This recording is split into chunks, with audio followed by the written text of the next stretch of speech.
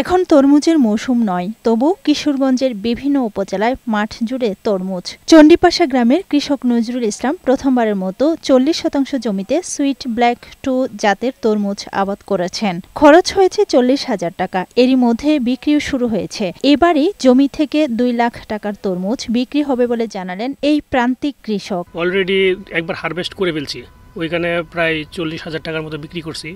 এখন second harvest, ওটাতে আশা করতেছি প্রায় 1,20,000 টাকার মতো বিক্রি করতে পারবো। তার মতো আরো অনেক কৃষক পেয়েছেন এই সফলতা। উদ্বুদ্ধ হচ্ছেন এলাকার অনেকেই। ব্যাপারীরা আমরা ক্ষেতের মধ্যে এমনি আসে, ক্ষেতের থেকে নিয়ে যায়, আমরা বাজারে নেওয়া লাগে না।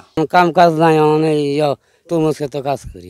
জমিতে লম্বা মাচা তৈরি করে সারিবদ্ধভাবে মালচিং পেপার দিয়ে মাটি ঢেকে দিয়ে চলছে তরমুজের আবাদ। জুলাই মাসে চারা রোপণের পর মাত্র 70 দিনেই পাওয়া যায় ফলন।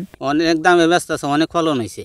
আগামীতে আমি চাইতাছি 40% জমি আমি করার জন্য। কৃষি বিভাগের কর্মকর্তারা জানান, অন্য ফসলের তুলনায় ফলন ও লাভ বেশি হওয়ায় মৌসুমের বাইরেও এই সময়টাই তরমুজ চাষ বাড়ছে। প্রযুক্তিগত সহায়তার পাশাপাশি মাঠে গিয়ে তদারকি করছে কৃষি বিভাগ। এখানে আমরা মালচিং পদ্ধতিতে তরমুজ আবাদ করেছি। জৈব সার এবং রাসায়নিক সার এই মালচিং এর নিচে আমরা পর্যাপ্ত পরিমাণ দিয়ে আমরা সরাসরি বীজ এবং চারা রোপণ করেছি। মাটিতে যে খাবার আছে, এই খাবারগুলা গাছ মালচিং এর সাহায্যে সহজে খেতে পারছি। অসময়ে তরমুজ চাষের জন্য কৃষক উদ্বুদ্ধ হচ্ছে, কারণ এটির স্বাদ অপরিবর্তিত থাকে, অর্থাৎ স্বাদে মিষ্টি হয়, এবং অসময়ে চাষ হয় বিধায় কৃষক অনেক লাভবান হতে পারে। এটি অত্যন্ত লাভজনক একটি ফসল। কিশোরগঞ্জে এবছর প্রায় 6 হেক্টর জমিতে তরমুজের আবাদ হয়েছে।